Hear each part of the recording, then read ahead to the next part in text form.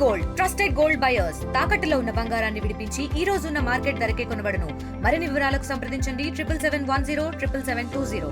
పట్టణ ప్రముఖులకు పాత్రికేయులకు నా యొక్క హృదయపూర్వక శుభాకాంక్షలు.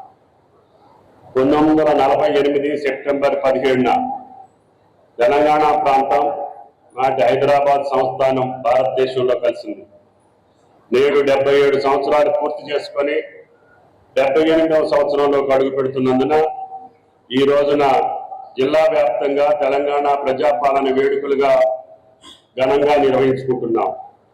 ఆ చారిత్రక దినోత్సవం సందర్భంగా స్వాతంత్ర సమర యోధులను, తెలంగాణ అమరవీరులను, ప్రజా పోరాట యోధులను స్మరించుకోవడం మనందరి కర్తవ్యం.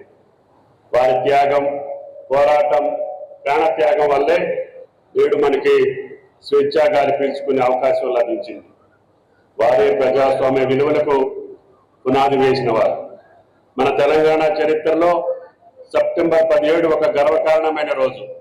ఈ రోజున మన ప్రాంతం నిరంకుశ పాలన నుంచి విముక్తి పొంది ప్రజాస్వామ్య పాలనలోకి ప్రవేశించింది.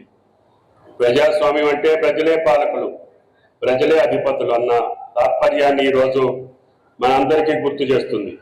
అందుకే రాష్ట్ర ప్రభుత్వం ఈ రోజున ప్రజాపాలన దినోత్సవంగా నిర్వహించడం ప్రతి తెలంగాణ వాడి హక్కుల పునరుద్ఘాటన కూడా. ప్రజల ఆకాంక్షకు అనుగుణంగా రాష్ట్రంలో కొత్త ప్రభుత్వం కొలువుదీరింది. గౌరవ ముఖ్యమంత్రి యనమల రేవంత్ రెడ్డి గారి దార్శనికత నాయకత్వంలో విద్యుత్తు, నీటిపారుదల, వ్యవసాయ, పరిశ్రమలు, ఉద్యోగ ఉపాధి, సంక్షేమం, ఐటీ రంగంతో సహా అన్ని రంగాల్లో గణనీయమైన అభివృద్ధిని సాధిస్తూ సంక్షేమ కార్యక్రమాల అమలులో దేశానికి ఆదర్శంగా నిలుస్తోంది. అధికారంలోకి వచ్చిన 45 గంటల్లోపే అన్ని హామీలని పూర్తి చేయడానికి ఆ రోజు గౌరవ శాసనసభలోనే మనం ప్రారంభించుకున్నాం. ఒక్కొక్కటి అన్ని సంక్షేమ దాన్ని 4 లైన్ చేసే అవకాశం లేదు, డబుల్ లైన్ చేస్తాం ముందు అని చెప్పి కేంద్ర ప్రభుత్వం చెప్తా ఉంది.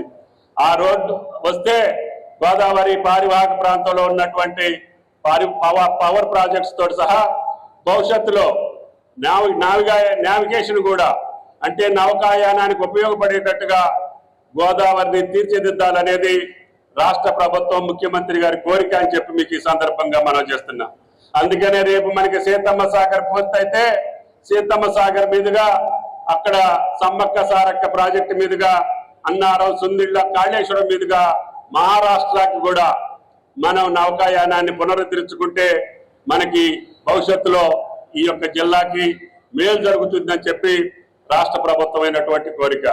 అదేవిధంగా పాండురంగాపురం నుంచి మనం కిరండాలోకి రైల్వే లైన్ శాంక్షన్ చేసుకున్నాం. దాన్ని ప్రస్తుతానికి భద్రాద్రి వరకన్నా వెంటనే ఈ 2-3 సంవత్సరాల్లో పూర్తి చేయమని చెప్పి రాష్ట్ర ప్రభుత్వ పరంగా డిమాండ్ చేస్తున్నాం. అదేవిధంగా కొత్తగూడెం నుంచి హైదరాబాద్కి నేరుగా ఇల్లెందు, తొర్రూరు మీదుగా ఒక జాతీయ రహదారి శాంక్షన్ చేసుకున్నాం. అది కూడా పూర్తవుతుంది. గతంలో ఇచ్చినటువంటి అమరావతి, జగదల్పూర్ ఇంకా మన రాష్ట్రం వరకు పూర్తయింది. పక్కన ఉన్నటువంటి ఛత్తీస్గఢ్ లో పూర్తి చేసుకోవాల్సినటువంటి అవసరం ఉంది. నిన్ననే కుమారస్వామి గారిని కూడా స్టీల్ మినిస్ట్రీని కలిశాను. బయ్యారానికి సంబంధించినటువంటి ఆ ఇనప ఖనిజాన్ని ఏ రూపంలోనైనా సరే ఈ గిరిజన ప్రాంతంలో నెలకొల్పి దీనికి కావలసినటువంటి సౌకర్యాలు కల్పించమని చెప్పి అడగటం జరిగింది. అదేవిధంగా కొత్తగూడెనికి సంబంధించి జాతీయ రహదారితో పాటు ఈ రోజున బైపాస్ రోడ్డు కూడా 420 కోట్లతోటి మనం కొత్తగూడెం పట్టణంలో ప్రవేశించకుండా. తెలుగులో న్యూస్ కి ఫాస్టెస్ట్ యాప్ ఇప్పుడు టోటల్లీ న్యూ అవతార్లో జస్ట్ 5 సెకండ్స్ లో కంప్లీట్ న్యూస్. సోషల్ మీడియాలో ట్రెండ్స్ కి one stop solution. Live TV app voice search option తో ఇప్పుడే డౌన్లోడ్ చేయండి లేదా అప్డేట్ అయిపోండి. యాప్ లింక్ డిస్క్రిప్షన్ లో ఉంది.